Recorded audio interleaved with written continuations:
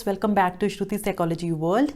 Now it is time to study the second part of our behavior therapy. We have already discussed two techniques. They are aversion and systematic desensitization. Now we'll study next techniques, right? So first is flooding. Flooding means you are exposed, a patient is exposed to a fear, anxiety producing stimulus directly, intensely, rapidly. It is a rapid exposure. Right so अगर patient को for example अगर patient को crowded places का fear है, phobia है, तो उसको directly expose करवाया जाएगा. So it is rapid exposure. It yield quick results. It is based on the premise that fears you have to face your fears.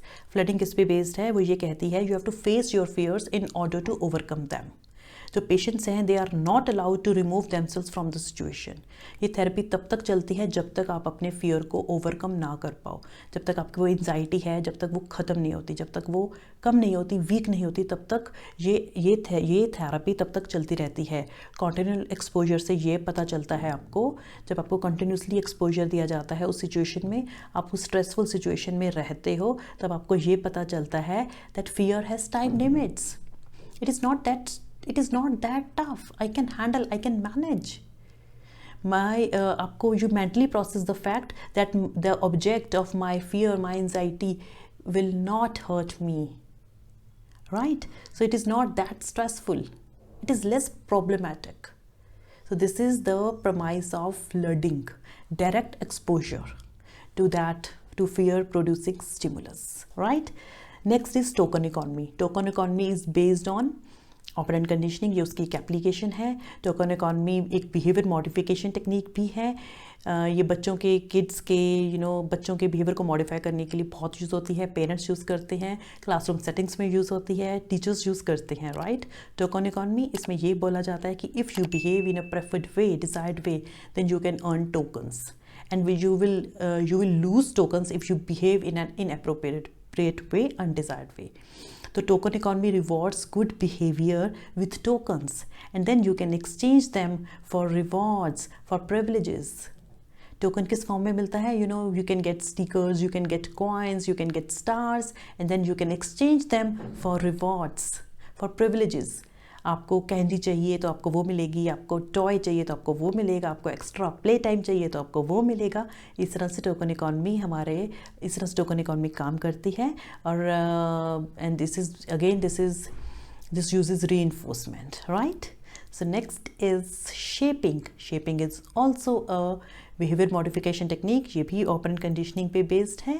ये तब यूज़ होती है जब हमारे जो बच्चे हैं वो इमिटेशन को, इंस्ट्रक्शन को, फिजिकल और वर्बल क्यूज़ को रिस्पॉन्ड नहीं करते, तब हम शेपिंग यूज़ करते हैं.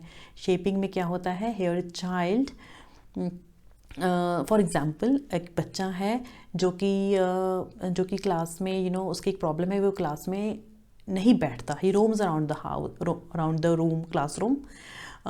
उसका टेंशन स्पैन कम है, कंसंट्रेशन कम है, थोड़ा हाइपर है. तो हमारा टारगेट बिहेवियर है कि हमने उसको 20 मिनट्स के लिए क्लास में एट अ स्ट्रेच बिठाना है. तो ये इमीडिएटली तो ये नहीं कर पाएगा. It is not possible for him to sit for 20 minutes at a stretch. तो हम अपने बिहेवियर को हम जो टारगेट बिहेवियर है हमारा 20 मिनट्स का, वी विल ब्रेक, हम उसको it is broken down into small manageable steps. Right? हम उसको डिवाइड करते हैं, उसको स्मॉल स्टेप्स बना देंगे. राइट? से 3 minutes, then 5 minutes, and 10 minutes, and 15 minutes, and 20 minutes.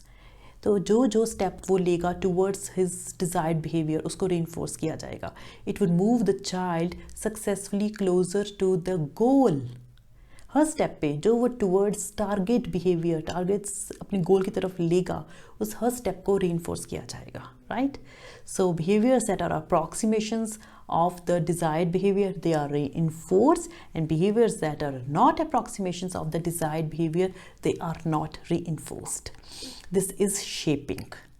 And last is extinction. Extinction means stop reinforcing the behavior, the problematic behavior, in order to weaken the response. Right? In order to weaken or eliminate that particular response. Rewards, privileges, reinforcement, positive reinforcement no longer follows the behavior. जब reward reinforcement मिलना बंद हो जाएगा एक particular behaviour के बाद, जो कि पहले मिल रहा था अब नहीं मिलेगा, तो धीरे धीरे एक्सटिंक्शन हो जाएगी, वीक हो जाएगा वो रिस्पॉन्स, एलिमिनेट हो जाएगा फिर, राइट। एक बहुत सिंपल सी एग्जांपल है, आप एक बच्चा अपनी मदर के साथ सुपरमार्केट जाता है और वहाँ जाके उसका मन करता है कि मैं टॉय ले लूँ, तो वो ही थ्रोज अ टेंट्रम, वो ही थ्रोज अ फिट, वो he yells, he screams in order to get that toy. तो उसकी मदर जो होती है वो उसको टॉय ले देती है। नेक्स्ट टाइम जब फिर वो जाते हैं supermarket, again he throws a tantrum, he throws a fit and her mother give in to his demands, और उसको फिर से टॉय मिल जाता है। ऐसे ये चलता रहता है और वो एसोसिएट कर लेता है कि if I behaves in a particular way my mother will give me this. अब हमने इस चीज़ को हमने ब्रेक करना है, we have to break this pattern. तो हम क्या करेंगे, नेक्स्ट टाइम जब मदर के साथ बच्चा जाएगा सुपरमार्केट या ग्रोसरी स्टोर पे, वो दोबारा से यही करेगा। हमने उसके बिहेवियर को अटेंड नहीं करना, हमने उसको इग्नोर करना है, हमने उसकी बात नहीं माननी। we will not give in to his demands। ऐसा हमने करते रहना है। जब जब वो ऐसा करेगा हमने उसकी बात नहीं माननी, तो धीरे धीरे he will get to know कि इस बिहेवियर को मेरे इस बिहेवियर को रिइंफोर्स नहीं किया जा रहा, मुझे इसके लिए कोई रिवॉर्ड नहीं मिल रहा। तो धीरे धीरे उसकी जो फ्रीक्वेंसी है वो कम हो जाएगी and that learned behaviour will get extinct. जो उसने वो लर्न किया था वो बिहेवियरल रिस्पॉन्स वो एक्सटिंक्ट हो जाएगा, क्योंकि रीइंफोर्समेंट मिलनी बंद हो गई, राइट। जो उसको रीइंफोर्समेंट, जो उसको रिवॉर्ड मिल रहा था उसके टेम्पर टेंट्रम्स के कारण, वो अब उसको नहीं मिलेगा, वो उसको अब नहीं मिलेगा। तो this is what we mean by extinction. So this is behaviour therapy. Here we discussed school of behaviorism. Here we discussed Behaviorism school of thought. We discussed little bit on classical and operant conditioning, and we discussed the techniques that are used in behavioral therapy, right? Hope you got my point. And Kanishka, I think your problem is solved.